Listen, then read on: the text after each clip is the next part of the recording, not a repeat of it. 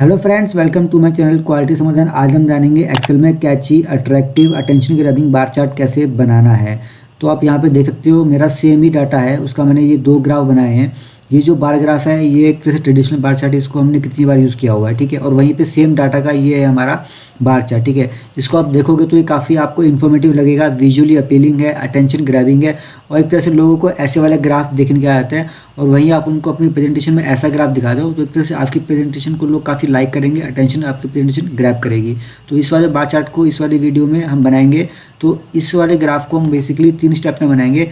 जो सबसे पहला जो हमारा स्टेप रहेगा उसमें हम बनाएंगे डायनेमिक बार चार्ट। मैं इसको डायनेमिक क्यों बोल रहा हूँ, क्योंकि अगर आपका ये डाटा चेंज होता रहता है, अपडेट होता रहता है, तो आपका ग्राफ भी अपडेट होता रहे, चेंज होता रहे। जैसे कि आप यहाँ पे देखोगे, मैं यहाँ पे लिखूँगा 600 तो मेरा ग्राफ ऑटोमेटिकली अपडेट हो रहा है, ठीक है। तो सबसे पहला जो हमारा फर्स्ट स्टेप रहेगा डायनेमिक बार चार्ट बनाने का। सेकंड स्टेप में हम सीखेंगे कि शेप्स कैसे, ये जो शेप है ये शेप इस वाले चार्ट में कैसे ऐड करनी है, ठीक है।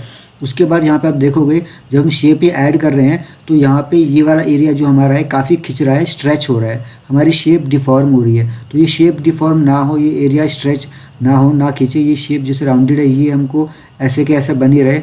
तो ये हम सीखेंगे अपने थर्ड स्टेप में, फाइनल स्टेप में, ठीक है। यहाँ पे हमने ग्राफ बना लिया है। तो आइए वीडियो स्टार्ट करते हैं। तो ये है मेरा रॉ डेटा जिसकी मदद से मैं बनाऊंगा अपना कैची अट्रैक्टिव बार चार्ट।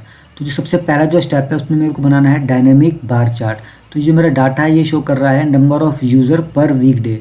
तो इस डाटा को मैं करूँगा सेलेक्ट, गो टू इंसर्ट पे जाके मैं नॉर्मल जो हमारा अब तक का जो बार चार्ट हम यूज़ करते हैं उसको मैं सेलेक्ट करूँगा और उसको मैं यहाँ पे लाता हूँ। अब इसके बाद मेरे को इस चार्ट में थोड़े माइनर करेक्शन करने हैं।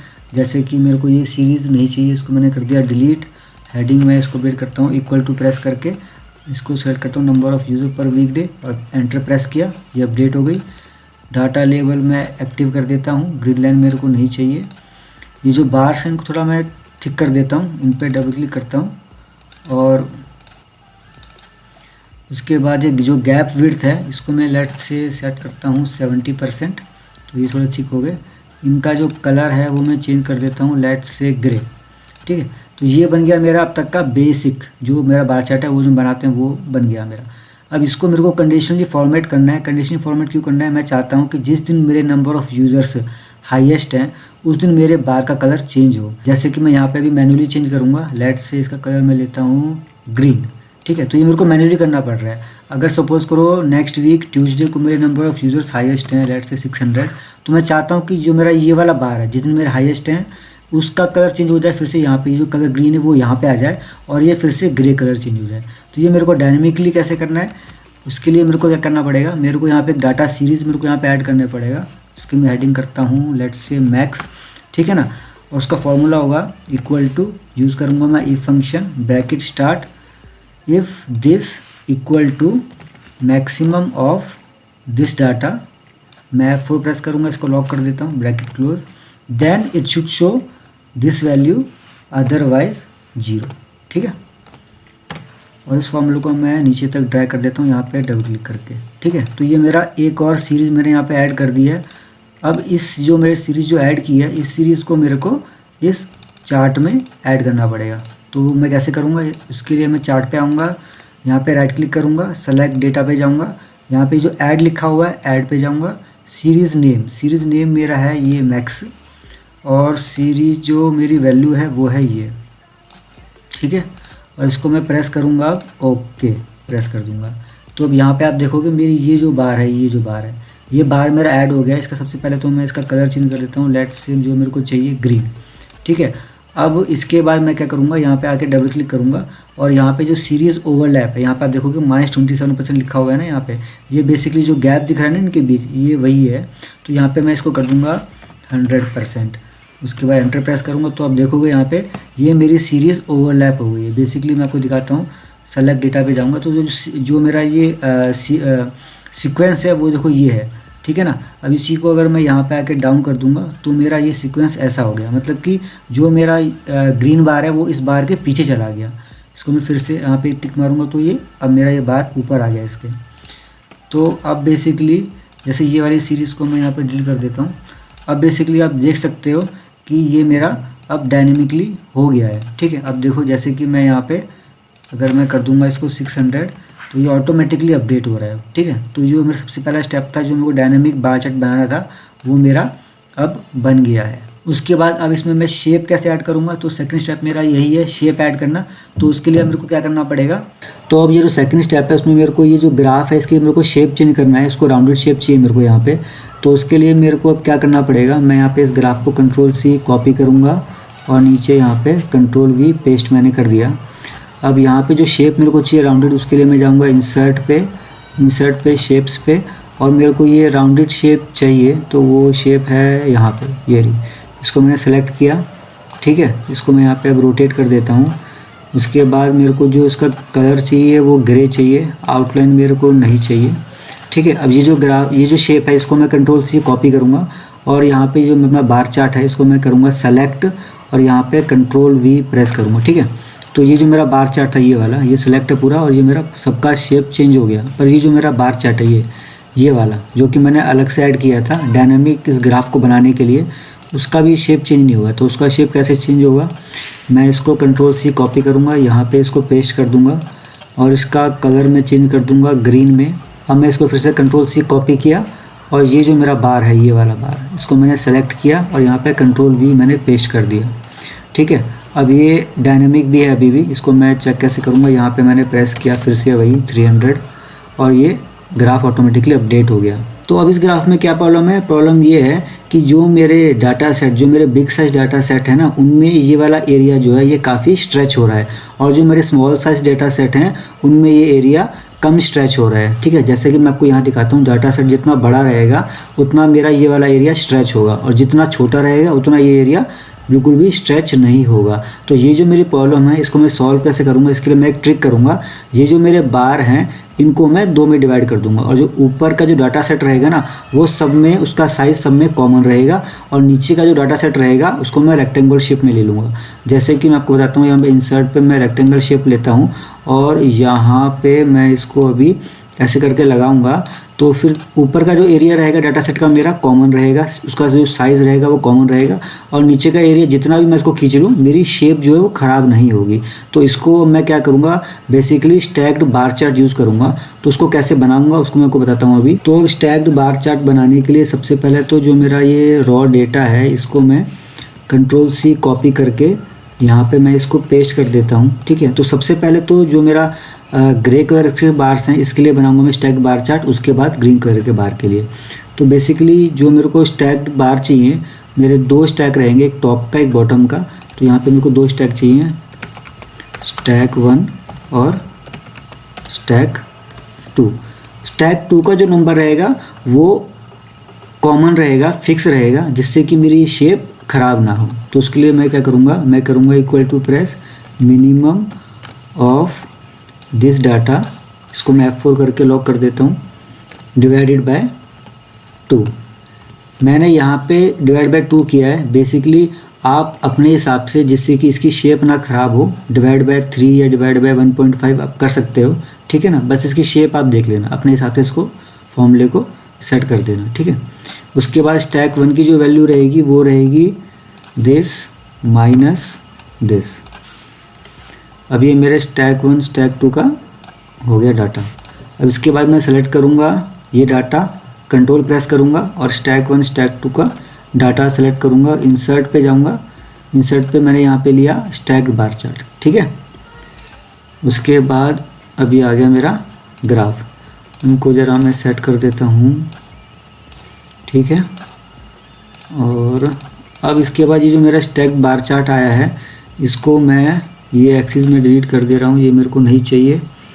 हेडिंग को मैं सही कर देता हूँ, नंबर ऑफ़ यूज़र्स पर वीकडे आ गया। मेरे को यहाँ पे ग्रिड लाइन नहीं चाहिए, ये भी मेरे को नहीं चाहिए, ठीक है। अब इसके बाद ये जो मेरे बार्स हैं इनको मैं थोड़ा विड्थ, लेट से मैंने पहले 70 किया था, अब मैं इनको 50 कर देता हूँ, ठीक है। इसके बाद मेरे को क्या करना पड़ेगा, इसके बाद जो मेरी ऊपर की शेप है यहाँ पे, ये इसको मैं यहाँ से इसको Ctrl+C करूँगा और यहाँ पे इसको पेस्ट कर दूँगा। और जो नीचे का है यहाँ पे रेक्टेंगल शेप ऑलरेडी है, तो बस मैं इसका कलर चेंज कर देता हूँ, लेट से ग्रे, ठीक है। अब नेक्स्ट मैं क्या करूँगा, जो ये मेरा टॉप स्टैक है यहाँ पे मैं डेटा लेबल ऐड करूँगा। इसका मैं थोड़ा कलर चेंज कर देता हूँ, वाइट ले लिया, थोड़ा फॉन्ट साइज़ बढ़ा देता हूँ और उसको बोल्ड कर देता हूँ। ठीक है, अब इसमें प्रॉब्लम क्या है, प्रॉब्लम ये है कि जो मेरी जो वैल्यू दिखा रहा है ना, ये स्टैक 2 की वैल्यू दिखा रहा है। मैं चाहता हूँ कि जो मेरा number of user per week day ये वाली वैल्यू ये यहाँ पे शो हो। तो उसके लिए मेरे को क्या करना पड़ेगा, मैं यहाँ पे आऊँगा, डबल क्लिक करूँगा और यहाँ पे ये जो है ना, ये वैल्यू फ्रॉम सेल्स, इसको मैं टिक करूँगा और सेलेक्ट करूँगा ये वाला डाटा। ओके प्रेस करूँगा और इन दोनों को कर दूँगा मैं अनटिक। तो ये मेरा यहाँ पे ये वाली वैल्यू यहाँ पे शो करने लगा। अब इसके बाद जो नेक्स्ट प्रॉब्लम है वो ये है कि यहाँ पे जो सीधा इसको मैं यहाँ से हटाऊँगा अब, और ये जो मंडे ट्यूसडे लिखा हुआ है ना वीकडे, ये इस बार के नीचे यहाँ पे अंदर यहाँ पे लिखे आएंगे। तो उसके लिए मैं कैसे करूँगा, यहाँ पे मैंने इसको हटाया और बेसिकली आप देखोगे ये टॉप का अलग स्टैक बार है और बॉटम का अलग है। जो मेरा बॉटम का जो बार है इसको मैं सेलेक्ट करूँगा और यहाँ पे इस पर भी मैं डेटा लेबल ऐड करूँगा। ठीक है, डेटा लेबल ऐड करने के बाद मैं इनको मैं सबसे बॉटम में कर दूँगा। यहाँ पे लिखा है ना इनसाइड बेस कर दूँगा और इनका भी मैं थोड़ा कलर अभी वाइट कर लेता हूँ और इसका फॉन्ट साइज़ भी 12 कर देता हूँ, इसको भी बोल्ड कर देता हूँ। ठीक है, अब इसमें क्या है, ये जो वैल्यू दिखा रहा है ये वैल्यू मैं चाहता हूँ यहाँ पे वीक डे लिखा है, ना कि ये वाली वैल्यू। तो उसके लिए भी मैं फिर से वहीं पे इस पर आऊँगा, डबल क्लिक करूँगा और ये वैल्यू फ्रॉम सेल को सेलेक्ट करूँगा और ये जो वैल्यू है इसको मैं सेलेक्ट करके ओके प्रेस करूँगा और इन दोनों को मैं अनटिक कर दूँगा।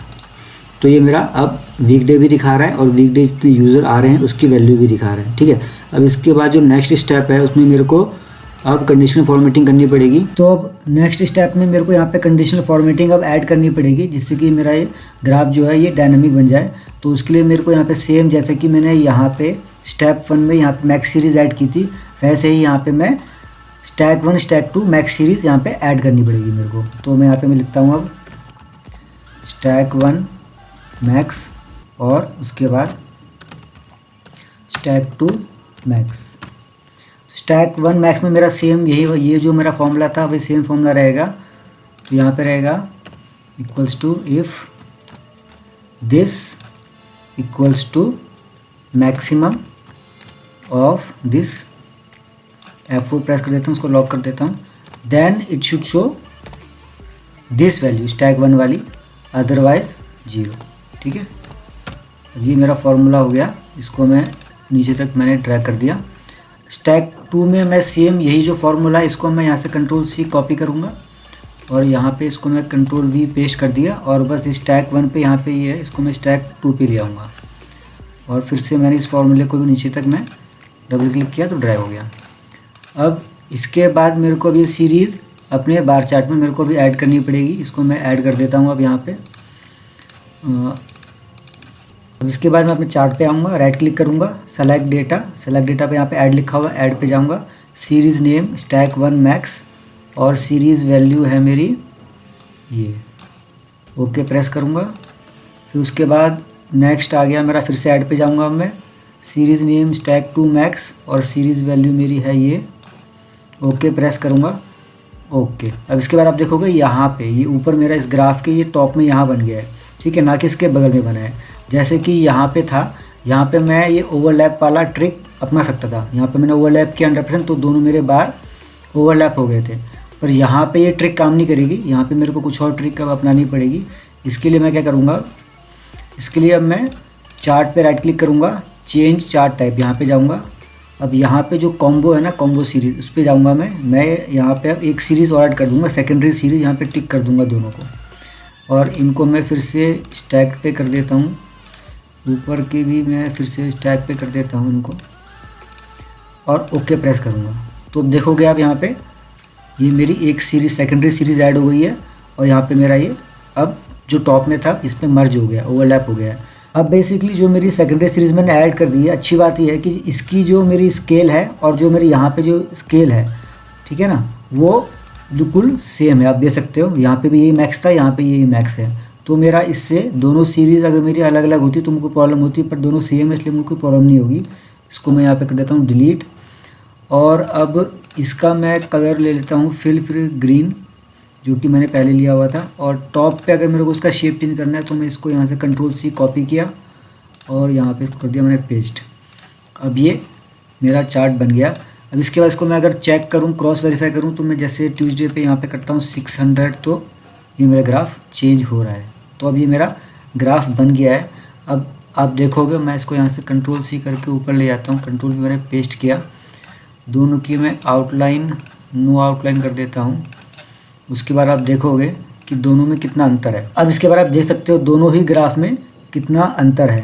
ये जो ग्राफ है ये सेल्फ एक्सप्लेनेटरी आपको लग रहा है, प्रेजेंटेबल वे लग रहा है, जहाँ भी आप इसको प्रेजेंट करोगे कैची टाइप है, अट्रैक्टिव है, और ये हमारा ट्रेडिशनल बार चार्ट। तो दोस्तों आपको मेरी वीडियो थोड़ी भी अच्छी लगी तो please like and subscribe my channel.